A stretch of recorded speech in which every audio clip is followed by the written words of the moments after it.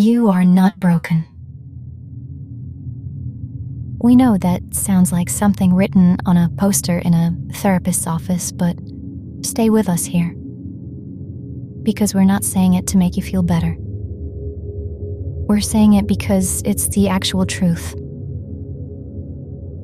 Somewhere along the way, you picked up this idea that something is wrong with you. Maybe it was a parent who couldn't handle their own pain, so they made you the problem. Maybe it was school, where you learned that your worth depends on your performance. Maybe it was just the background noise of being alive in a world that constantly tells you to improve or optimize, fix or upgrade. And you believed it. Of course you did. Everyone around you believed it too.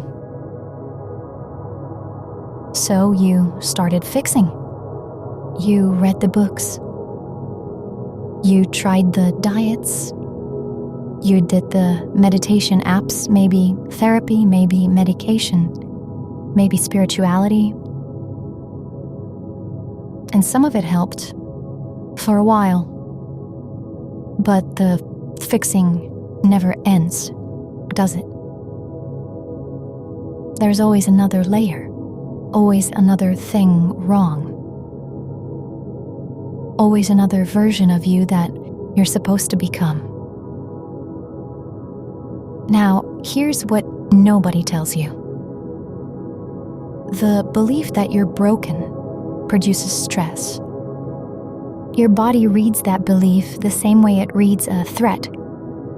Chemicals flood your system, cortisol, adrenaline, your muscles tighten, your breathing gets shallow, and then your body feels terrible. And you go, see? I told you something was wrong with me. Look how bad I feel. But you created that feeling. The belief created it. The body just confirmed what the mind already decided. This is a loop. Belief feeds sensation. Sensation feeds belief. Round and round. And the longer it runs, the more real it feels. Years of it. Decades, until I am broken doesn't feel like a thought anymore. It feels like a fact, like gravity. But it was never a fact.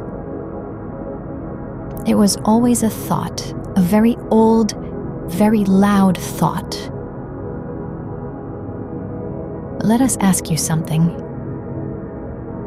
When you were a baby, were you broken? When you were 2 or 3 years old, sitting on the floor, completely absorbed in some toy, not thinking about yourself at all. Was something wrong with you then? No. You were just there. Present. Complete. Not performing anything. Not improving anything. Just alive. That didn't go anywhere. That is still here. Under all the noise, under all the stories about who you should be and what you should have done, that original completeness, it's still here. It never left. You just stopped noticing it because the noise got too loud. Now, we're not saying your pain isn't real. It is. The hurt is real. The anxiety is real. The heaviness you carry around is real.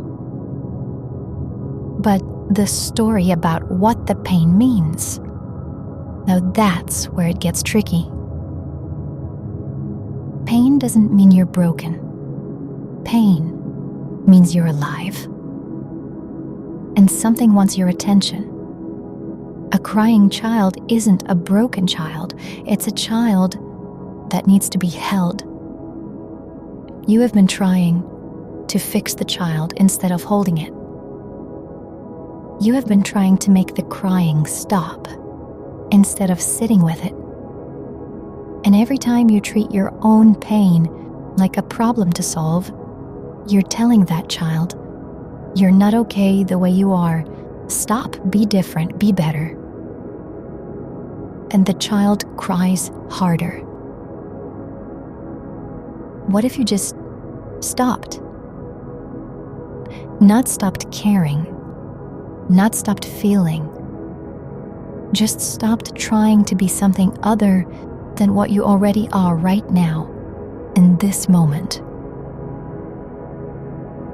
The irony is thick here. The thing that actually heals you is the opposite of fixing. It's allowing. Allowing the mess, allowing the discomfort, allowing the thoughts that say, this can't be right, it's too simple. When you stop fighting what's there, something strange happens. The body relaxes,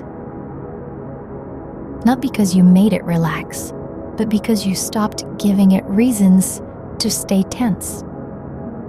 You stopped sending the signal that there is a fret.